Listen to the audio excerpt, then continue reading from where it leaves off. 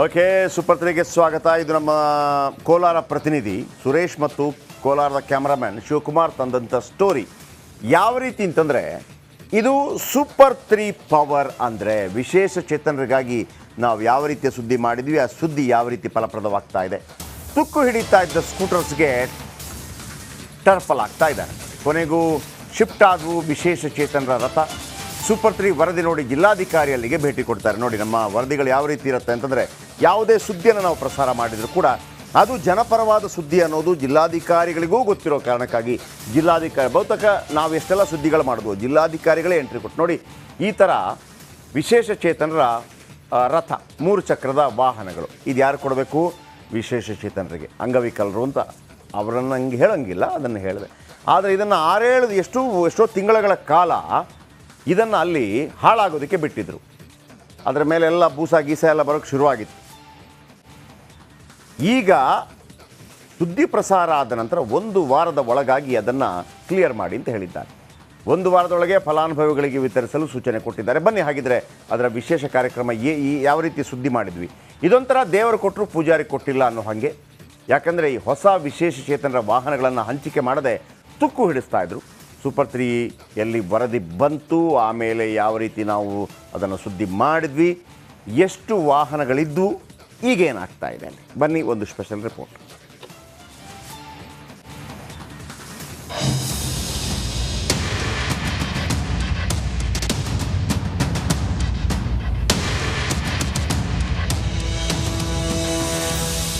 ವಿಕಲಚೇತನರ ಒಂದು ಸ್ಕೀಮ್ ಇದೆ. ಆ ಸ್ಕೀಮಲ್ಲಿ 86 ಗಾಡಿಗಳು ಬಂದಿದೆ.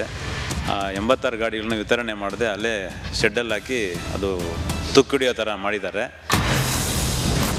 ದಿನಾಂಕ 12/7/2024, ಸಮಯ ಮಧ್ಯಾಹ್ನ 12 ಗಂಟೆ. ತುಕ್ಕು ಹಿಡಿದಿತ್ತು ವಿಶೇಷ ಚೇತನರ ಸ್ಕೂಟರ್ಸ್. ಎಸ್, ವಿಶೇಷ ಚೇತನರಿಗಾಗಿ ಸರ್ಕಾರ ಹಲವಾರು ಯೋಜನೆ ಜಾರಿಗೆ ತರುತ್ತೆ. ಆದ್ರೆ ಎಷ್ಟೊಂದು ಸ್ಕೂಟರ್ ಅನ್ನ ಫಲಾನುಭವಿಗಳಿಗೆ ಕೊಡದೆ ಗಾಳಿ ಮಳೆಗೆ ಹಾಕಿ ಲಗಾಡಿಯನ್ನ ಎಬ್ಸಿದ್ರು. ಕೋಲಾರದ ಅಂತರಗಂಗಾ ಬುದ್ಧಿಮಾಂದ್ಯ ಶಾಲೆಯ ಕಾಂಪೌಂಡ್ ನಲ್ಲಿ ಒಂದಲ್ಲ ಎರಡಲ್ಲ ಬರೋಬ್ಬರಿ 86 ಸ್ಕೂಟರ್ಗಳನ್ನ ತುಕ್ಕು ಹಿಡಿಸ್ತಾ ಇದ್ರು. ಜಿಲ್ಲೆಯ ಅಷ್ಟು ತಾಲೂಕಿನ ವಿಶೇಷ ಚೇತನರಿಗೆ ಹಂಚಿಕೆ ಮಾಡೋಕೆ ನಿಮಗೆ ಬಂದಿರೋದಾದ್ರೂ ಏನು ಅಂತ ಸೂಪರ್ 3ಯಲ್ಲಿ ಗರಂ ಆಗಿಯೇ ವರದಿಯನ್ನ ಪ್ರಸಾರ ಮಾಡಿದ್ರು. ಅಕ್ರಮ್ ಪಾಷಾ ಅವರು, ಇದು ನಿಮ್ಮ ಗಮನಕ್ಕೆ. ಓರ್ವ ಜಿಲ್ಲಾಧಿಕಾರಿ, ನಮ್ಮ ಪ್ರಕಾರ ಒಂದು ಜಿಲ್ಲೆಯ ಮುಖ್ಯಮಂತ್ರಿಯಷ್ಟು ಪವರ್ ಇದೆ. 1 ರೂಪಾಯಿ ಹೋಗಬೇಕಾದ್ರೂ ಕೂಡ ಅವರ ಮುಖಾಂತರ ಹೋಗಿರಬೇಕು. ಇದು ಯಾರ ದುಡ್ಡು? ಇದನ್ನು ಯಾಕೆ ಹಾಳು ಮಾಡ್ತಾ ಇದ್ದೀರಿ? ಯಾಕೆ ಅಲ್ಲಿ ನಿಲ್ಲಿಸಿದಿರಿ? ಈಗ ಮಳೆ ಬರೋದಕ್ಕೆ ಶುರುವಾಗಿದೆ, ಆಮೇಲೆ ಅಲ್ಲಿ ಧೂಳು ಮತ್ತೊಂದು ಮಗದೊಂದು, ಅದನ್ನು ಹಾಳು ಮಾಡಬೇಕು ಅಂತಿದ್ರೆ ಅದಕ್ಕಿಂತ ಮೊದಲು ಕೊಟ್ಟುಬಿಡಿ. ನಿಮ್ಮ ಈ ಉಡಾಫೆ ಉತ್ತರಗಳು ಬೇಕಾಗಿಲ್ಲ. ವರದಿ ಪ್ರಸಾರ ಆದ 6 ತಾಸಲ್ಲೇ ಸಂಬಂಧಪಟ್ಟ ಅಧಿಕಾರಿಗಳು ಫುಲ್ ಅಲರ್ಟ್ ಆಗಿದ್ರು. ನಮ್ಮ ಪ್ರತಿನಿಧಿಗೆ ಮಾಹಿತಿಯನ್ನು ನೀಡದೆ ಎದ್ನೋ ಬಿದ್ನ ಅಂತ ಅಂತರಗಂಗಾ ಬುದ್ಧಿಮಾಂದ್ಯ ಶಾಲೆಗೆ ದೌಡಾಯಿಸಿ ಬಂದ್ರು. ದೃಶ್ಯ 1, ಸ್ಕೂಟರ್ಗಳಿಗೆ ಟಾರ್ಪಲ್ ಹೊದಿಕೆ. ಓಡೋಡಿ ಬಂದ ಅಧಿಕಾರಿಗಳು ಟಾರ್ಪಲ್ ಅನ್ನ ಹೊದಿಸಿದ್ರು. ವಿಶೇಷ ಚೇತನರ ಸ್ಕೂಟರ್ಗಳಿಗೆ ಟಾರ್ಪಲ್ ಹೊದಿಸಿ ಗಾಳಿ ಮಳೆಯಿಂದ ರಕ್ಷಿಸಿದ್ರು.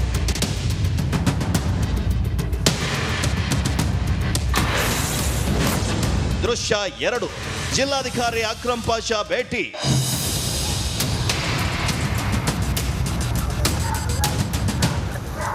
ಸೂಪರ್ 3ಯಲ್ಲಿ ಸದ್ದಾಗ್ತಾ ಇದ್ದಂತೆ ಕೋಲಾರ ಜಿಲ್ಲಾಧಿಕಾರಿ ಅಕ್ರಮ್ ಪಾಷಾ ಕೂಡ ಸ್ಕೂಟರ್ಗಳ ಸ್ಥಿತಿಗತಿಯ ಬಗ್ಗೆ ತಿಳಿಯಲು ಆಗಮಿಸಿದ್ರು. ಶಾಲಾ ಆವರಣದಲ್ಲಿದ್ದ ಸ್ಕೂಟರ್ಗಳ ಮಾಹಿತಿಯನ್ನ ಕೂಡ ಪಡೆದ್ರು.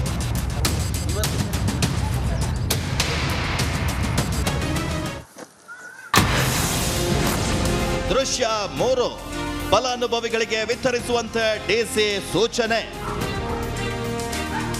ಎಷ್ಟು ದಿನ ಯಾಕೆ ಇಟ್ಕೊಂಡಿದ್ರೆ ಶೀಘ್ರವೇ ವಿತರಿಸಬೇಕಲ್ವಾ ಅಂತ ಅಂಗವಿಕಲ ಕಲ್ಯಾಣಾಧಿಕಾರಿ ರಮ್ಯಾಗೆ ಪ್ರಶ್ನಿಸಿದ್ರು. ಇನ್ನು ಅಧಿಕಾರಿಗಳು ಚುನಾವಣೆ ನೀತಿ ಸಂಹಿತೆ ಇತ್ತು ಸರ್ ಅಂತ ಸಮಜಾಯಿಸಿಕೊಂಡ್ರು.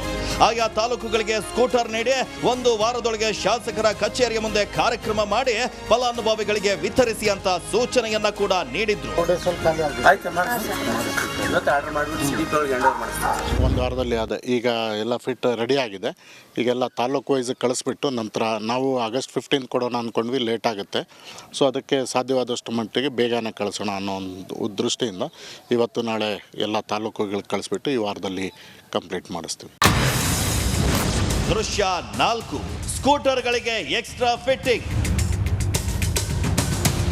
ಸ್ಕೂಟರ್ಗಳನ್ನ ಖರೀದಿಸಿ ಯಾವುದೇ ಬಿಡಿ ಭಾಗಗಳನ್ನ ಫಿಟ್ಟಿಂಗ್ ಮಾಡಿರಲಿಲ್ಲ. ಕೂಡಲೇ ಮೆಕ್ಯಾನಿಕ್ ಹುಡುಗರನ್ನ ಕರೆಸಿ ಸ್ಕೂಟರ್ಗಳಿಗೆ ಎಕ್ಸ್ಟ್ರಾ ಫಿಟ್ಟಿಂಗ್ ಅನ್ನ ಕೂಡ ಮಾಡಲಾಯಿತು.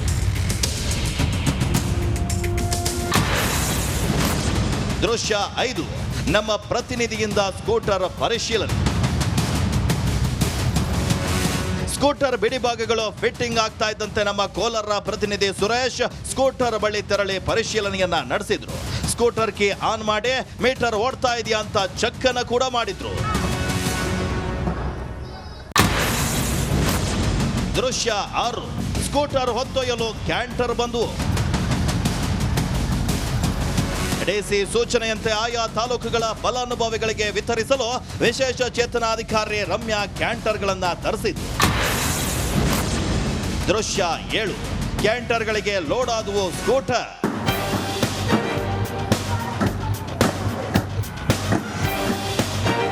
ಕ್ಯಾಂಟರ್ ಎಂಟ್ರಿ ಆಗ್ತಾ ಇದ್ದಂತೆ ಸ್ಕೂಟರ್ಗಳನ್ನ ಯಾವುದೇ ಡ್ಯಾಮೇಜ್ ಆಗದಂತೆ ಹುಷಾರಾಗಿ ಲೋಡ್ ಮಾಡಲಾಯಿತು.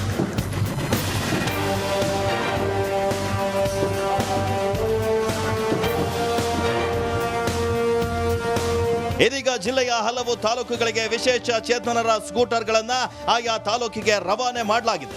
ಇನ್ನೊಂದು ವಾರದಲ್ಲಿ ಫಲಾನುಭವಿಗಳಿಗೆ ವಿತರಣೆಯನ್ನ ಕೂಡ ಮಾಡಲಿದೆ. ಇದು ಸೂಪರ್ 3ಯ 50% ಇಂಪ್ಯಾಕ್ಟ್. ಇನ್ನೊಂದು ವಾರದಲ್ಲಿ ಫುಲ್ ಇಂಪ್ಯಾಕ್ಟ್ ಆಗಲಿದೆ. ಇದು ಸೂಪರ್ 3ಯ ಸ್ಪೆಷಾಲಿಟಿ.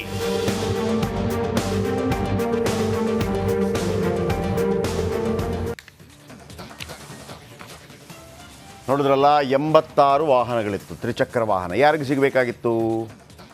ವಿಶೇಷಚೇತನರಿಗೆ. ಹೆಂಗೆ ಹಾಕಿದ್ರು? ಎಷ್ಟು ಒಂದು ಕಳೆದ 6-7 ತಿಂಗಳಿಂದ ಅಲ್ಲ, 6-7 ತಿಂಗಳಿಂದ ಅಲ್ಲೇ ಬಿಟ್ಟಿದ್ರು. ಏನಾಗ್ತಿತ್ತದು ನಿಮ್ಗೆ ಗೊತ್ತಿದೆ. ಮಳೆ ಬಂದರೆ ಏನಾಗ್ತಿತ್ತು? ಆಮೇಲೆ ಅಯ್ಯೋ ಮಳೆ ಬಂತು, ಹಾಗಾಗಿ ತುಕ್ಕು ಹಿಡಿದಿದೆ, ಹಾಗಾಗಿ ಇದನ್ನು ಕೊಡೋದಕ್ಕೆ ಆಗೋದಿಲ್ಲ. ಇದನ್ನು ಹೇಳೋಕ್ಕೆ ನೀವೇ ಬೇಕಾ? ತುಕ್ಕು ಹಿಡಿಯೋದಾಗೆ ಹೆಂಗೆ ಮಾಡಿದ್ವಿ ನೋಡಿ. ನಿಮಗೆ ಕೆಲವು ದೃಶ್ಯಾವಳಿಗಳನ್ನು ತೋರಿಸ್ತಾ ಹೋಗ್ತೀವಿ. ಸ್ಕೂಟರ್ಗಳಿಗೆ ಟಾರ್ಪಲ್ ಹೊದಿಕೆ ಫಸ್ಟ್ ಅದನ್ನು ಮಾಡ್ತಾರೆ. ಅವತ್ತು ನಾವು ಅವತ್ತು ಸುದ್ದಿ ಮಾಡಿದ್ವಲ್ಲ 12ನೇ ತಾರೀಕಿಗೆ, ಅವತ್ತೇ ಟಾರ್ಪಲ್ ಹಾಕಿರ್ತಾರೆ. ನಮಗೆ ಅವತ್ತು ತೋರಿಸ್ಬೋದಾಗಿತ್ತು ಇಂಪ್ಯಾಕ್ಟ್ ಅಂತೇಳಿ. ನಾವು ಅದಕ್ಕೆ ರೆಡಿ ಇಲ್ಲ ಇಂಪ್ಯಾಕ್ಟನ್ನು ತೋರಿಸೋದಕ್ಕೆ.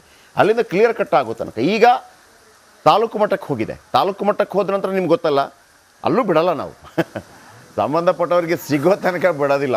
ಅವರು ಥ್ಯಾಂಕ್ಸ್ ಹೇಳಬೇಕು. ಯಾರು ತ್ರಿಚಕ್ರ ವಾಹನ ಸಿಕ್ತೋ ನೋಡಿ. ಇನ್ನೊಂದು ಎರಡನೇದು, ನಮ್ಮ ಪ್ರತಿ ಸುದ್ದಿಯನ್ನು ಜಿಲ್ಲಾಧಿಕಾರಿ ಮಟ್ಟದಲ್ಲಿ ಗಮನಿಸಲಾಗ್ತಾ ಇದೆ. ನಾವು ಧಾರವಾಡದಲ್ಲಿ ಸುದ್ದಿ ಮಾಡಿದ್ವಿ, ಯಾರು ಬಂದರು? ಜಿಲ್ಲಾಧಿಕಾರಿಗಳು ಬಂದು. ಆಮೇಲೆ ಇನ್ನೊಂದು ಸುದ್ದಿ ಮಾಡಿದ್ವಿ, ಜಿಲ್ಲಾಧಿಕಾರಿಗಳು ಬಂದು. ಮಂಡ್ಯದಲ್ಲಿ ಸುದ್ದಿ ಮಾಡಿದ್ವಿ, ಜಿಲ್ಲಾಧಿಕಾರಿಗಳು ಬಂದು. ಜಿಲ್ಲಾಧಿಕಾರಿಗಳ ಭೇಟಿ ಎಲ್ಲದಕ್ಕೂ ಕೊಡ್ತಾ ಇದ್ದಾರೆ.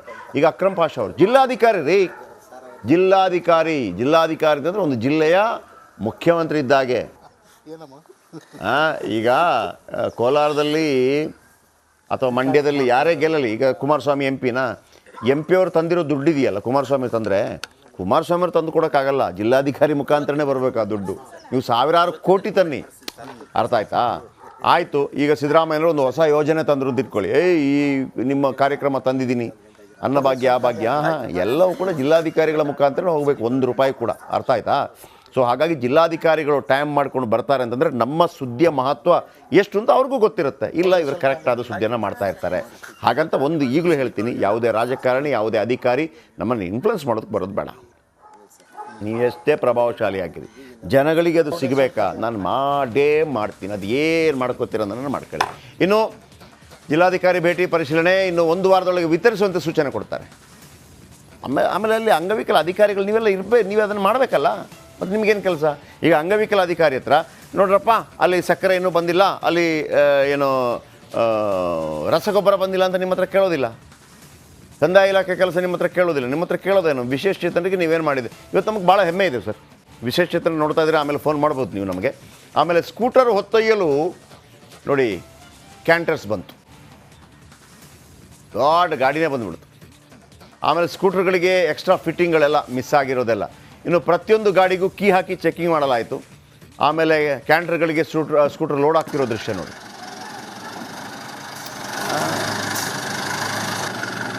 వచ్చింది ಇಲ್ಲ ಅಂತಂದರೆ ಅಲ್ಲೇ ತುಕ್ಕು ಇಡಿಸಿ ಆಮೇಲೆ ತೂಕಕ್ಕೆ ಹಾಕ್ಬಿಡ್ತಾಯಿದ್ರು.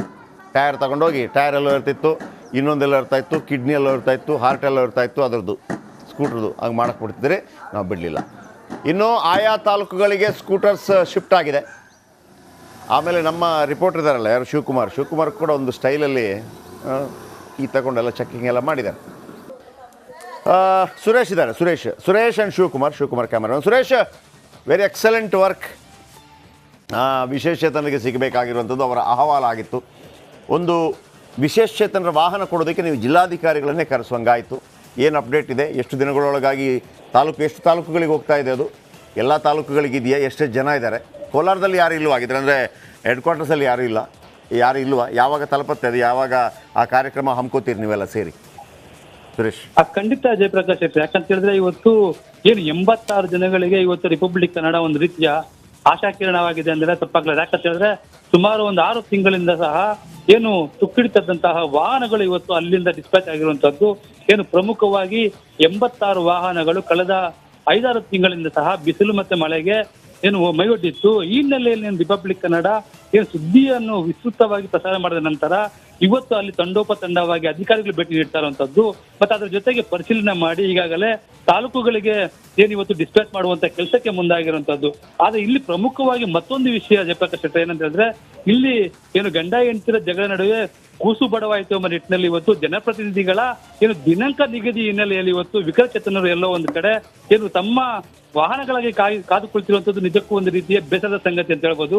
ಈಗಾಗಲೇ ಕೋಲಾರಕ್ಕೆ ಏನು ಸುಮಾರು 18 ವಾಹನಗಳು ಇರುವಂತದ್ದು. ಅದರ ಜೊತೆಗೆ ಏನು ಮಾಲೂರಿಗೆ 4, ಕೆಜಿಎಫ್ಗೆ 16, ಮುಳಬಾಗಿಲಿಗೆ 9, ಶ್ರೀನಿವಾಸಪುರಕ್ಕೆ 28 ಮತ್ತೆ ಬಂಗಾರಪೇಟೆಗೆ 11, ಅಂದ್ರೆ ಸುಮಾರು 6 ತಾಲೂಕುಗಳು ಇರುವಂತ ಕೋಲಾರ ಜಿಲ್ಲೆಯಲ್ಲಿ ಇದುವರೆಗೂ ಸಹ ಏನು 86 ವಿಕಲಚೇತನರು ತಮ್ಮ ವಾಹನಗಳಿಗೆ ಕಾದು ಕುಳಿತಿದ್ದಾರೆ ಅಂದ್ರೆ ನಿಜಕ್ಕೂ ಒಂದು ರೀತಿಯ ಬೇಸರದ ಸಂಗತಿ ಅಂತ ಹೇಳ್ಬೋದು. ಯಾಕಂತ ಹೇಳಿದ್ರೆ ಒಂದು ವಾರದಲ್ಲಿ ಆಗತ್ತೆ ಅಂತ ಹೇಳಿದಾರೆ, ನೋಡೋಣ.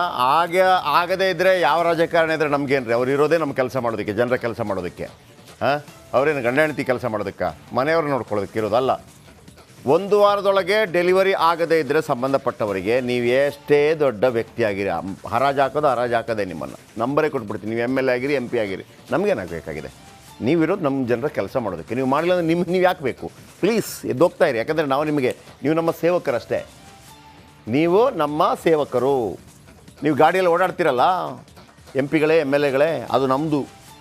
ನಾವು ಆ ಗಾಡಿನೂ ನಮ್ಮದು, ಅದರ ಪೆಟ್ರೋಲು ನಮ್ಮದು, ಅದರ ಡ್ರೈವರ್ಗೆ ಕೊಡುವಂಥ ಬಾಡಿಗೆನೂ ನಾವು ಕೊಡೋದು. ಮತ್ತು